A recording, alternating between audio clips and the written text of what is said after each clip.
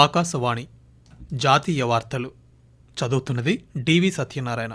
ముఖ్యాంశాలు: వక్ఫ్ చట్ట సవరణ బిల్లుపై లోక్సభలో ఈరోజు చర్చ చేపట్టారు. జాతీయ విద్యా విధానం 2020 దేశ మేధో పునరుజ్జీవనమని ప్రధానమంత్రి నరేంద్ర మోదీ ఉద్ఘాటించారు. వక్ఫ్ సవరణ బిల్లు రాజ్యాంగబద్ధమే అని కేంద్ర హోంమంత్రి అమిత్ షా స్పష్టం చేశారు. జమ్మూ కాశ్మీర్లో 3 నూతన నేర చట్టాలను పూర్తిగా అమలు చేసేందుకు కేంద్ర ప్రభుత్వం వివిధ కమిటీలను ఏర్పాటు చేసింది. వక్ఫ్ సవరణ బిల్లుపై అన్ని వర్గాల అభిప్రాయాలను పరిగణలోకి తీసుకున్నామని కేంద్ర మంత్రి కిరణ్ రిజిజు తెలిపారు. వార్తల వివరాలు: వక్ఫ్ చట్ట సవరణ బిల్లు 2025ను కేంద్ర ప్రభుత్వం లోక్సభలో ఈరోజు ప్రవేశపెట్టింది. ఈ కీలక బిల్లుపై లోక్సభ స్పీకర్ ఓం బిర్లా సభలో చర్చకు అనుమతించారు. చర్చ సందర్భంగా రెవల్యూషనరీ సోషలిస్ట్ పార్టీకి చెందిన ఎన్కే ప్రేమ్చంద్రన్ ఒక పాయింట్ ఆఫ్ ఆర్డర్ను లేవనెత్తుతూ జాయింట్ పార్లమెంటరీ కమిటీకి బిల్లులో కొత్త నిబంధనలను చేర్చే అధికారం ఉందా అని ప్రశ్నించారు. దీనికి సమాధానంగా కేంద్ర హోంమంత్రి అమిత్ షా జోక్యం చేసుకుంటూ ప్రతిపక్షాల డిమాండ్ మేరకే బిల్లును జాయింట్ పార్లమెంటరీ కమిటీకి పంపామని గుర్తు చేశారు. కమిటీ తన అభిప్రాయాలను తెలియజేసిందని, వాటిని మంత్రివర్గం సమీక్షించి ఆమోదించిందని చెప్పారు. అనంతరం స్పీకర్ ఓం బిర్లా వక్ఫ్ సవరణ బిల్లు 2025పై మాట్లాడుతూ జాయింట్ పార్లమెంటరీ కమిటీకి విస్తృత అధికారాలు ఉంటాయని, అది బిల్లును సవరించడమే కాకుండా పునర్నిర్మించగలదని స్పష్టం చేశారు. కాగా జాయింట్ పార్లమెంటరీ కమిటీ నివేదికల ప్రకారం కమిటీ ఎన్డీఏ పార్లమెంట్ సభ్యులు ప్రతిపాదించిన 14 మార్పులను అంగీకరించింది. జాతీయ విద్యా విధానం ఎన్ఈపీ 2020 కేవలం సంస్కరణ మాత్రమే కాదని, దేశ మేధో పునరుజ్జీవనమని ప్రధానమంత్రి నరేంద్ర మోదీ ఉద్ఘాటించారు. జాతీయ విద్యా విధానం నూతన ఆవిష్కరణలను ప్రోత్సహించడమే కాకుండా ప్రపంచవ్యాప్తంగా పోటీతత్వాన్ని అందుకునే దిశగా దిశానిర్దేశం చేస్తుందన్నారు. కేంద్ర విద్యాశాఖ మంత్రి ధర్మేంద్ర ప్రధాన్ ఒక వార్తాపత్రికలో రాసిన కథనాన్ని పంచుకుంటూ నరేంద్ర మోదీ ఈ విషయం వెల్లడించారు. గత దశాబ్దంలో భారతదేశ విద్యారంగం పురోగతి సాధించిందన్నారు. ఎన్ఈపీ కేవలం విద్యా సంస్కరణ మాత్రమే కాదని, భారతదేశం చాలా కాలంగా ఎదురుచూస్తున్న మేధోపరమైన వలస రాజ్యాల నిర్మూలన అని ప్రధానమంత్రి స్పష్టం చేశారు. వక్ఫ్ సవరణ బిల్లుపై అన్ని వర్గాల అభిప్రాయాలను తీసుకున్నామని కేంద్ర మైనారిటీ వ్యవహారాల శాఖ మంత్రి కిరణ్ రిజిజు తెలిపారు. కేంద్ర ప్రభుత్వం ఈరోజు లోక్సభ ముందుకు వక్ఫ్ సవరణ బిల్లును తీసుకొచ్చింది. కిరణ్ రిజిజు ఈ బిల్లు ప్రవేశపెట్టిన తర్వాత సభలో ప్రసంగించారు. 1954లో తొలిసారి వక్ఫ్ చట్టం అమల్లోకి వచ్చిందని గుర్తు చేశారు. పార్లమెంటు ఉభయ సభల సభ్యులతో కూడిన జాయింట్ పార్లమెంటరీ కమిటీ ముందు మొత్తం 284 మంది ప్రతినిధులు, 25 రాష్ట్రాలు, కేంద్రపాలిత ప్రాంతాల వక్ఫ్ బోర్డు ప్రతినిధులు తమ వాదనలను వినిపించారని తెలిపారు. ఈ బిల్లులో కొన్ని సానుకూల మార్పులు చేస్తున్నామని కేంద్ర మంత్రి పేర్కొంటూ, I rise to move the motion for consideration of the Waqf Amendment Bill 2025. 2013 में पहला ये बदलाव हुआ कि इस देश में कोई भी आदमी, कोई भी इंसान, चाहे वो हिंदू हो, मुसलमान हो, सिख हो, ईसाई हो, पारसी हो, बौद्ध हो, जैन हो, वक्फ क्रिएट कर सकता है. सबको मालूम है वक्फ एक मुसलमान का उसका एक पायस चैरिटेबल रिलीजियस पर्पस के लिए वक्फ क्रिएट किया जाता है, लेकिन उसमें डाइल्यूशन करके 2013 में कोई भी वक्फ क्रिएट कर सकता है. ये प्रावधान सबसे पहले उस समय की यूपीए सरकार ने किया है. వక్ఫ్ సవరణ బిల్లు రాజ్యాంగబద్ధమే అని కేంద్ర హోంమంత్రి అమిత్ షా స్పష్టం చేశారు. లోక్సభలో ఈ బిల్లుపై జరిగిన చర్చలో ఆయన మాట్లాడుతూ వక్ఫ్ బిల్లుకు మెజారిటీ వర్గాల మద్దతుందన్నారు.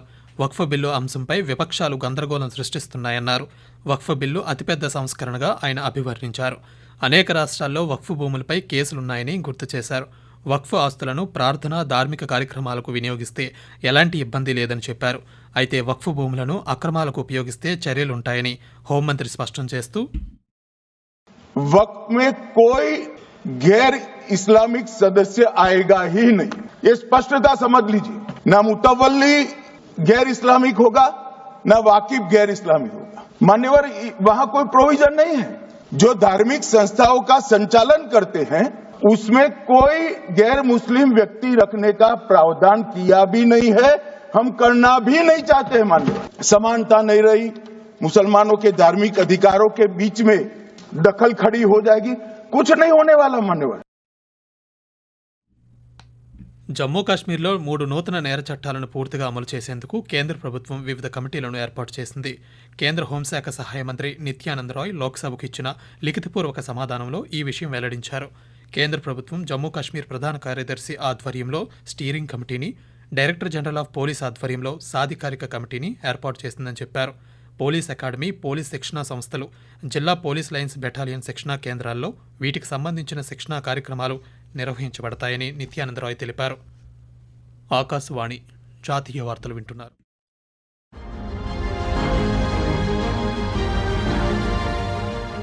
Animation, cinema, gaming, comics, advertising వంటి సృజనాత్మక రంగాలలో యువత నైపుణ్యాలను అంతర్జాతీయ వేదికపై నిలిపేందుకు రూపొందించిన world audio visual entertainment summit waves సదస్సు ముంబై వేదికగా మే 1వ తేదీ నుంచి ప్రారంభం కానుంది. దీనిపై మరింత సమాచారం కోసం wavesindia.org వెబ్సైట్ ను సందర్శించండి. ఇమిగ్రేషన్ ఫారినర్స్ బిల్లు 2025ను హోంశాఖ సహాయ మంత్రి నిత్యానంద్ రాయ్ రాజ్యసభలో ఈరోజు ప్రవేశపెట్టారు. ఈ బిల్లు ఇమిగ్రేషన్ చట్టాలను ఆధునీకరించడానికి ఉద్దేశించబడింది. అలాగే పాస్పోర్ట్లు, ప్రయాణ పత్రాలు, వీసా రిజిస్ట్రేషన్ గురించి కేంద్ర ప్రభుత్వానికి కొన్ని అధికారాలను కల్పించే నిబంధనలు ఇందులో ఉన్నాయి. ఈ బిల్లును ఇప్పటికే లోక్సభ ఆమోదించింది. ప్రకృతి విపత్తుతో తీవ్ర ఇబ్బందుల్లో ఉన్న మయన్మార్ దేశానికి భారతదేశం మానవతా దృక్పథంతో తన సాయాన్ని కొనసాగిస్తోంది. ఇప్పటి వరకు 625 మెట్రిక్ టన్నుల సహాయక సామగ్రిని భారత్ అందించింది. ఆపరేషన్ బ్రహ్మలో భాగంగా 625 మెట్రిక్ టన్నుల మానవతా సహాయం, విపత్తు నివారణ సామగ్రిని మయన్మార్కు అందించినట్లు భారత విదేశాంగ శాఖ తెలిపింది. సహాయక కార్యక్రమాల నిమిత్తం 6 విమానాలు, 5 నేవీ నౌకలు వినియోగించినట్లు వెల్లడించింది.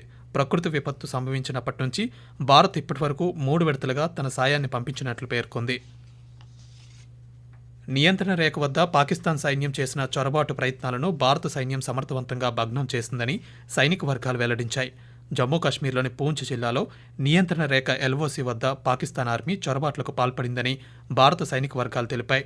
నిన్న కృష్ణఘాట్ సెక్టార్ వద్ద పాకిస్తాన్ ఆర్మీ చొరబాట్లకు పాల్పడిందని వెల్లడించాయి.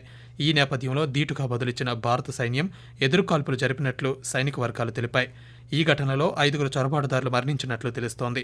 తమ వైపు ఎలాంటి ప్రాణనష్టం జరగలేదని భారత సైన్యం వెల్లడించింది. ప్రస్తుతం పరిస్థితి అదుపులో ఉందని తెలిపింది. దేశీయంగా 900 రకాలకు పైగా ఔషధాల ధరలు పెరిగినట్లు నేషనల్ ఫార్మాస్యూటికల్ ప్రైజింగ్ అథారిటీ ప్రకటించింది. ఏప్రిల్ 1 నుంచి కొత్త ధరలు అమల్లోకి వచ్చాయి. ఇన్ఫెక్షన్లు, గుండె జబ్బులు, డయాబెటీస్ వంటి వ్యాధుల చికిత్స కోసం ఉపయోగించే ఔషధాలు, పెయిన్ కిల్లర్లు ధరలు 1.74% పెరిగాయి. టోకు ద్రవ్యోల్బణ సూచీ ఆధారంగా తయారీదారులు ప్రభుత్వం నుంచి ఎలాంటి ముందస్తు అనుమతి లేకుండా ఔషధాల ధరలను సవరించవచ్చని అథారిటీ వర్గాలు పేర్కొన్నాయి. ప్రధానమంత్రి నరేంద్ర మోదీ ఈ నెల 6వ తేదీన తమిళనాడులోని రామేశ్వరం పర్యటనకు వెళ్లనున్నారు. ఆ రోజున ఆయన ఢిల్లీ నుండి ప్రత్యేక విమానంలో బయలుదేరి మదురై విమానాశ్రయం చేరుకుంటారు. అక్కడ నుండి వైమానిక దళం హెలికాప్టర్లో రామేశ్వరం మండపం క్యాంపు సమీపంలో ఉన్న హెలీప్యాడ్లో దిగి రోడ్డు మార్గం గుండా కారులో పంబన్ వంతెన ప్రాంతానికి చేరుకుంటారు. అక్కడ ప్రత్యేక వేదికపై నుండి దృశ్య మాధ్యమం ద్వారా 550 కోట్ల రూపాయలతో నిర్మించిన పంబన్ వంతెనను ప్రారంభిస్తారు. ప్రధానమంత్రి పర్యటన నేపథ్యంలో అధికార యంత్రాంగం భారీ భద్రతా ఏర్పాట్లు చేపడుతున్నారు. కేంద్ర హోంమంత్రి అమిత్ షా ఈ నెల 7-8 తేదీల్లో 2 రోజుల పాటు జమ్మూ కాశ్మీర్లో పర్యటిస్తారని అధికార వర్గాలు తెలిపాయి. ఈ సందర్భంగా ఆయన జమ్మూ కాశ్మీర్ భద్రతా పరిస్థితిని సమీక్షించి భద్రతా సిబ్బందితో సంభాషిస్తారు. రాష్ట్రంలో ప్రస్తుత శాంతి భద్రతల పరిస్థితిని అంచనా వేయడానికి ఉన్నత స్థాయి భద్రతా సమీక్షా సమావేశాన్ని అమిత్ షా నిర్వహిస్తారు. పోలీసులు, కేంద్ర సాయుధ పోలీసు దళాలు, నిఘా సంస్థల సీనియర్ అధికారులు ఈ సమావేశానికి హాజరవుతారు.